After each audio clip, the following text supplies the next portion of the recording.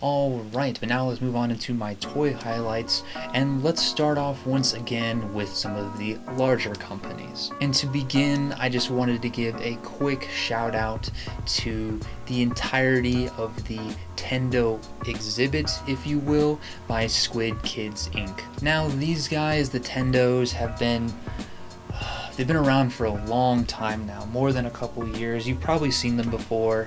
They look like this. I'd show it up close, but unfortunately my camera doesn't have auto zoom, if you couldn't already tell from the montage video. And if you are a fan of this retro style like I am, there's really no better blind box out there. I mean, there's a ton of different designs, a ton of different seasons.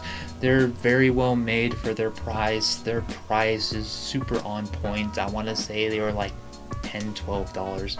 I mean, what more could you really ask for? It was really just nice to see the entirety of the collection in person and talk to Nate for a little bit, so shoutouts once again, just really cool stuff. Then I want to talk about two figures that I've already kind of sort of brought up, the first of which being the CMY color variants of Chueh and MunkyKing's Possessed figure. Now if you guys have watched my designer toy videos before, you'll know that I consider the Possessed figure a very important part in kind of the culture and history of designer toys. And even though it's had its own reprints and color variants in the past, I do want to commend them for coming out with these because I thought they were really fantastic. I mean, just the amount of color there, kind of the idea behind the set, and they just popped, and I mean, super cool, just super cool. And once again, just a quick shout out to Chueh for coming out and actually signing the figures when he got the chance to. I mean, thanks. We, as the toy community, really appreciate that. And the other figure that I've already kind of talked about that I want to bring up is another one of Bigfoot's figures, specifically in this case the Fujisan. Not that I dislike the Forest Warlord by any means, but just the kind of sleekness and overall silhouette of Fujisan is just great. And once again, big shout outs to Bigfoot for not only being there but also signing everything as well. Really love to see you around, really love to see that you're still going at it, and hope to see you again next year. Then for some of the toys that I never expected to be on this list, mainly because I never even knew this company existed, and that is specifically the Good Witches, Bad Witches by Tall Tales. So all of these figures are originally hand sculpted and then made out of resin, and I mean, just take a look at these. These are utterly insane in their level of detail. And I mean, whether or not you're kind of a fan of that Tim Burton-esque style, you can either way appreciate just the amount of artistry that has gone into these designs here. So once again, whether you're a fan of that style or not, definitely at least check these out just for how incredible they are. But if you are a fan of that style, highly recommend picking these up. And last but not least, as far as the large creators go, I have to bring up the MechatroWeGo by 1000 Toys, which of course I picked up as well. So let's start with the larger one first. So mind you, these aren't the only sizes they come in. There's, once again, the, I want to say 2-inch one, and then this one's probably 4 inches. And then there was one that I want to say was like a foot tall as well. And I want to say, and I could be wrong on this, respectively on pricing, I think this was 8 to 10.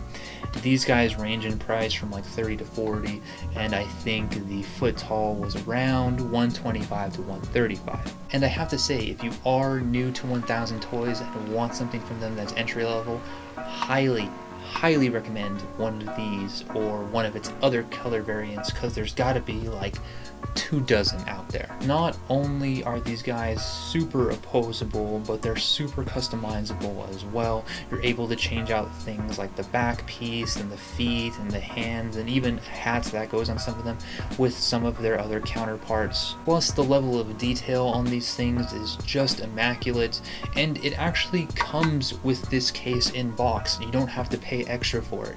And as you can kind of see in its Lego-esque design, it's modular as well, so you can stack them and really make your MechatroWeGo collection look very nice and clean, just as nice and clean as the Mechatros are themselves. But I do want to caution all of you on this as well too. If you're going to get into these Mechatros, highly recommend not picking up these guys. Yes, they're cool blind box figures at $8 to $10, which isn't too bad. They also have some opposability to them as well. You can, move their arms, you can move their legs. Not at the joints, no elbows, no knee movements, just standard 4 joints here. But even for their opposability and even for their level of detail for being $8 to $10, they just don't stand really well. They don't obviously come with a stand. They're very not fragile. I mean, the pieces do fall off, but you can put them back in. But really, if you want something that's substantial and really great for its price, I have to recommend getting these first. Maybe as a present to somebody who isn't a fan of toys and you just want to get them something really cool. This, and I mean, if you really want to put the effort into it, you could probably make it into a keychain as well, but really either go with this or the much larger version instead. Alright, and now let's move into my smaller toy company and designer highlights. And starting us off, I really just wanted to give a quick shout out to the hometown hero and highlight the Yermans by Depressed Monsters. So as you could already guess, Ryan is from Vegas as well, and I got a chance to talk to him a little bit at the show.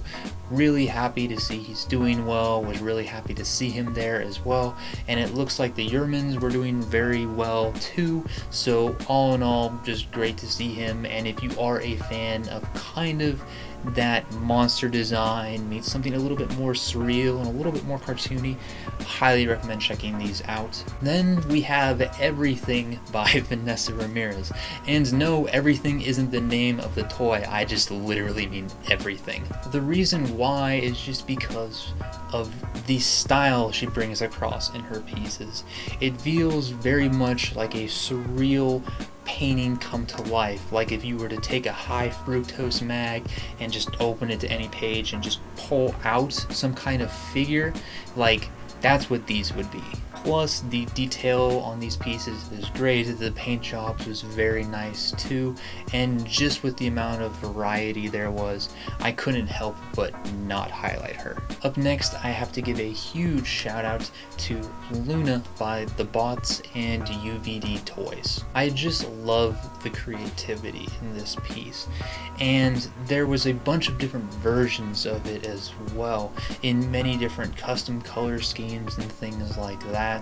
But really just the design here, it's so playful and fun, and yet still so detailed, and especially some of those custom color jobs were just very nice and clean and worked very well with the overall flow and design of Luna here.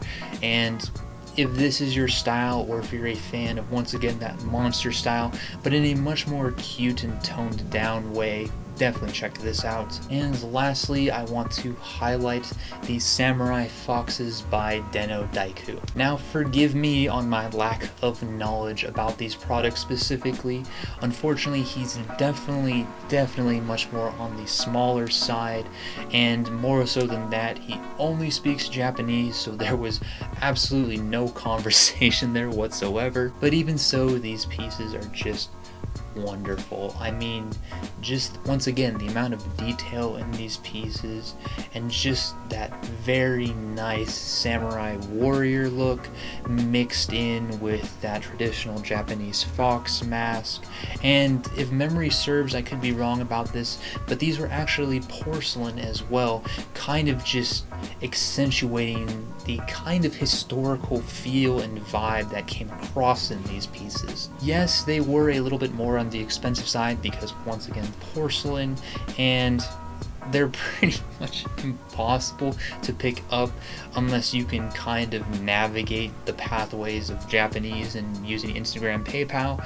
But even so, definitely worth checking out, and if he happens to be there again next year and this is your style, definitely recommend checking him out then. Alright, and as if this video wasn't already long enough, let's move on to my top 5 designer toys from DCon 2018. And at number 5 we have the Booootys by Motley Miscreations. And that's Boo as in ghost, just with 4 O's. Now these things were just incredible in my opinion.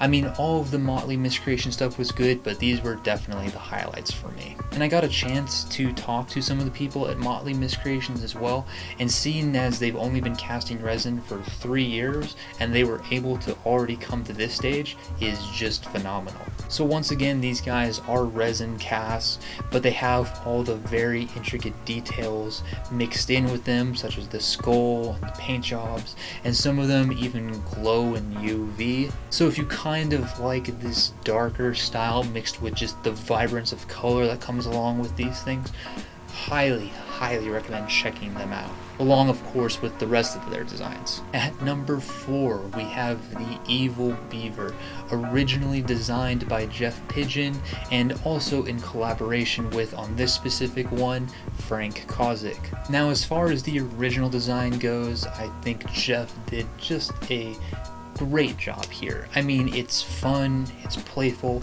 it really harkens back to that 90s era cartoon style, and then just the touches that Frank adds onto it with just the overall dark vibes and anarchy symbol really just make it something as kind of fun and interesting as it is dark, and it really gives off those bounty hunter vibes to me. And believe me when I say that I am absolutely kicking myself over not being able to pick this up because I ran out of money. But if I can find somebody that is selling one of these brand new, I will definitely pick it up myself. And if you enjoy this style, I highly recommend you doing the same. At number 3, we had the MechatroWeGos, which I'm not going to get into once again since I already talked about them extensively. Then at number 2, we had Vivi by Yubisui and Fingersuck Factory. And even though this guy is made out of PVC, he just gives off those Sofubi vibes so well. And I have to say, for a much smaller designer, a really nice job well done here. It looks great. It's actually very customizable as well. You can actually remove and change out the horns to different colors, though I don't recommend it. And even cooler than that actually is the fact that the eyes are magnetic, so if you want to change out the eye as well, so that you can change out not only the base but the horns and the eye, you can pretty much do it all. Also, fun fact, if you're trying to understand what this is, it does come with a backstory. Basically what it is, it's an alien parasite mixed with a tombstone. So yeah, if you like stories to your figures, there's plenty of that here as well. And seeing as how I believe it was only in like the $25 to $30 range, definitely worth picking up as well. And hopefully we get to see plenty more things like this in the future. And finally, yes, finally, we have our number 1 toy of DesignerCon 2018, and that is the AR Ninjas by ITP Studios. And if you're wondering where mine is, well, I don't actually have one. And I'm sure you're wondering, but Vance, you picked up your favorite plush, you picked up the other top 2 out of your 3 designer toy lists, why not number 1? And I'll agree with you, it sounds pretty stupid, but even for as much as I like this toy, and in fact everything, and I mean everything that ITP Studios showed off, I have one major qualm with all of it. And let me kind of explain it this way. So when I first saw these, I immediately walked up to them because I was super interested, and I just loved the geometric shapes and the patterns they gave off, and just the small details of taking these rather kind of smooth pieces and just adding some kind of bulkier parts to them. But as I looked further into these pieces, I realized they weren't as smooth as I thought. In fact, every single one was actually textured, which was super interesting to me because that made me immediately think, wow, these were 3D printed. And they actually look really fucking good for being 3D printed. However, that's actually not the case. The reason why they're textured isn't because they're 3D printed, it's because they're paper. Yes, every single figure that ITP Studios makes is made out of paper. And I am by no means saying that that is a bad thing. As somebody that used to do a shit ton of origami growing up, and even made the creator of these designs laugh by calling them origami on crack, believe me, I have no problem with it whatsoever. But for some reason, I don't know if it was because I was afraid of traveling back with it and possibly damaging it, or maybe it's just the concept of paying $40 to $50 for just some pieces of paper. I don't know, but for whatever the reason, I just didn't pick these up. Now, they were also selling minifigures about the same size as the Mechatro blind boxes, and I think those were $5 to $10. And to that I say, incredible. Just give me the entire stock. I'll take the entire season of it. But when it comes to larger figures, like a 6 to 8 inch figure being $40 plus, $50 plus dollars, I can't see myself getting it. And that really pains me to say, because once again, I'm calling this my toy of the show. It fucking sucks, man. Like, I'm kicking myself over it, and yet I feel completely justified at the same time. So I guess let me pass on the question to you. What do you think about this? I'm not talking about the design, I'm not talking about the colors, I'm not talking about the style. Personally, that's all 10 out of 10 for me. It's fucking incredible. What I'm asking all of you is, would you pay this price for these figures? And once again, to everybody at ITP Studios, I think these are amazing. I think these are fantastic. I think these are phenomenal.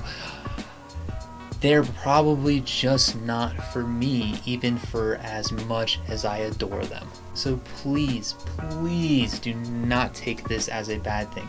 It's just my personal opinion, and I really hope that everybody out there watching this video that even likes these even a tenth as much as I do goes out and buys them, because really you guys deserve all the support you can possibly get, because these are fantastic. But now, with all of that said, I hope that everyone out there enjoyed my recap of DesignerCon 2018. And for those of you out there who also went to the show, what did you guys think? Do you agree with kind of some of my assessments about the show, some of my assessments about the toys?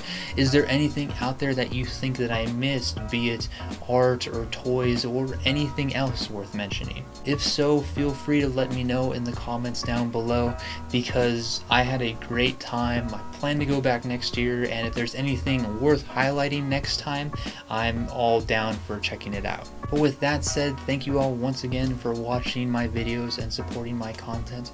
I hope you all have a fantastic couple of weeks until I see you next, and as always, until next time.